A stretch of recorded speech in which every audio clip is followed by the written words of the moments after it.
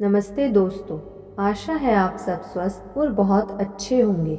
इस वीडियो में हम कुछ नया सीखेंगे। शिथिलता कैसे हासिल की जाए। इसका सबसे आसान रास्ता है शांत होने की इच्छा। अपने हाथों को कंधे की सीध में खड़ा करें और अचानक हाथ को खड़ा रखने की शक्ति छोड़ दें तथा हाथों को नीचे गिरने दें। इसी तरह कंठ की मांसपेशियों को सिर और गर्दन ढील छोड़कर आराम देने का अभ्यास करें। अपनी कमर के सहारे शरीर के ऊपरी हिस्से को घुमाएं, सिर को ढीला छोड़ दें और शरीर के निचले हिस्से को स्वाभाविक तौर पर घूमने दें।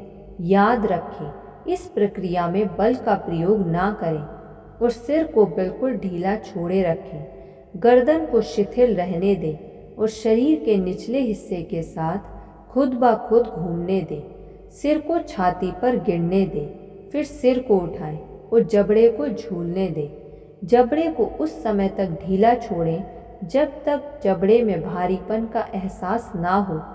कुछ समय बाद ऐसा एहसास होगा जैसे चेहरे पर वजन लटका दिया गया हो।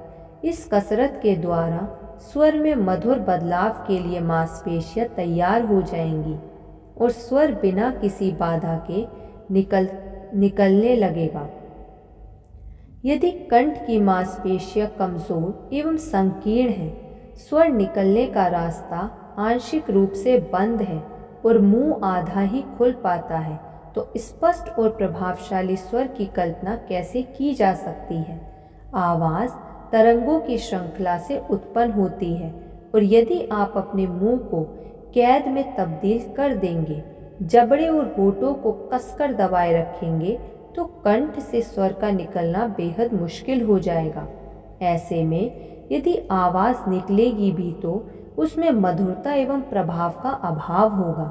बोलते समय मुंह को बड़ा खोलें, कंठ को तनाव मुक्त रखें और स्वर को स्वाभाविक रूप से आसानी के साथ निकलने दें। अपने मुंह को उबासी लेने की जगह बोलने के लिए खोलिए। बोलते समय स्वाभाविक रहने की कोशिश कीजिए। यदि आपके स्वर से संबंधित अंग स्वस्थ हैं तो लगातार अभ्यास के जरिए स्वर को मधुर बनाने की कोशिश करते रहिए। सफलता ज़रूर मिलेगी। स्वर में कमी के कई और कारण भी हो सकते हैं। गले में सूजन या फिर नाक की हड्डी बड़ी होने की वजह से भी आवाज़ साफ तौर पर नहीं निकल पाती है। यदि ऐसा है तो डॉक्टर से सलाह ज़रूर लेनी चाहिए। स्वर पैदा करने में गले और पेट के साथ नाक की भी अहम भूमिका होती है, अतः नाक का खुला होना बेहद महत्वपूर्ण है। जैसे कि कहते हैं, नाक के जरिए बोलना। दरअसल इसका मतलब हकीकत में नाक से बोलना नहीं होता, लेकिन नाक के महत्व को नज़रअंदाज भी नहीं किया जा सकता है। उदाहरण के लिए, नाक पकड़कर बोलने की कोशिश कीजिए।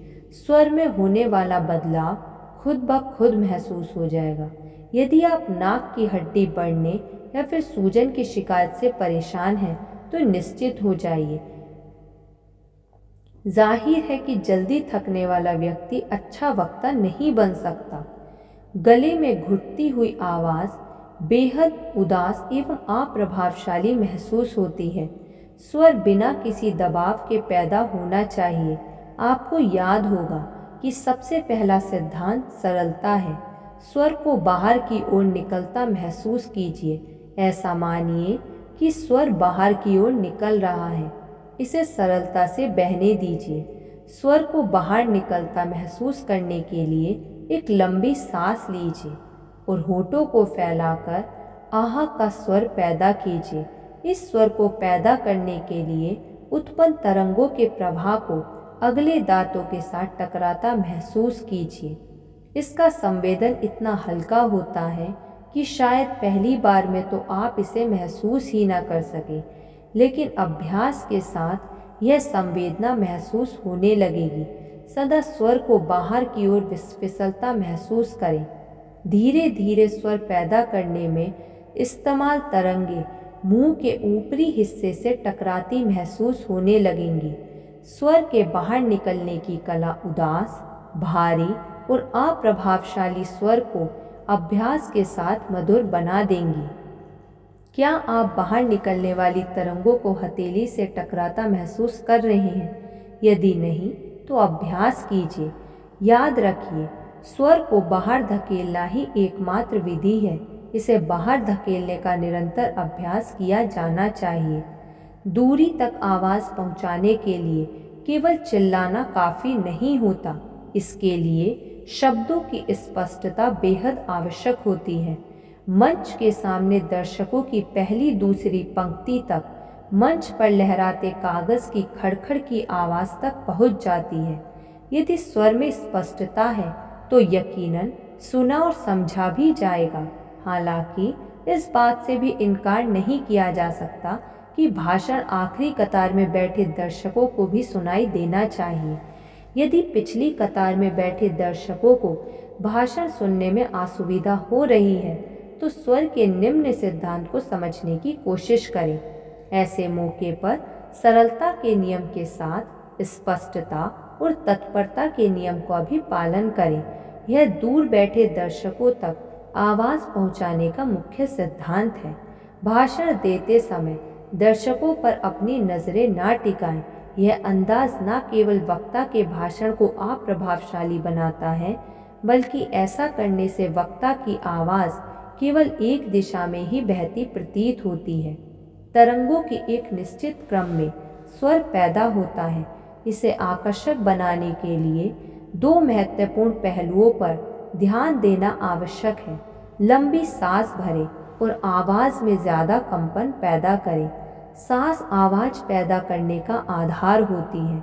जिस तरह कारतूस में बारूद की कम मात्रा गति की क्षमता को कमज़ोर कर देती है, उसी प्रकार सांस का अभाव स्वर को कमज़ोर बना देता है।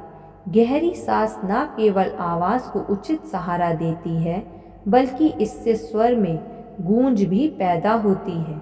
अतः वक्ता की आवाज़ में विशेष आकर्षण पैदा हो जाता है। आमतौर पर कमज़ोर स्वास्थ्य कमज़ोर आवाज़ का कारण होता है, जबकि पूर्ण रूप से स्वस्थ वक्ता की आवाज़ में प्रबलता के साथ गूंज भी महसूस होती है। स्वास्थ्य विज्ञान से संबंधित सिद्धांतों के बारे में विद्वानों में कई मतभेद हैं, लेकिन एक बिंदु पर सभी की राय समान है। गहरी सांस भरने की कला से आवाज़ की प्राण शक्ति और आयु में बढ़ोतरी होती है। इस सिद्धांत के निरंतर अभ्यास के द्वारा इसे स्वभाव में ढालने की भरपूर कोशिश करें। बोलने से पहले लंबी सांस लें, लेकिन ध्यान रखें सांस भरने के बाद बोलते वक्त साफ की घर घर ना सुनाई दे। धन्यवाद। ऐसी और वीडियो सुनने के लिए आप इस चैनल को सब्सक्राइब कर लीजिए और इस वीडियो को लाइक कर दीजिए। धन्यवाद।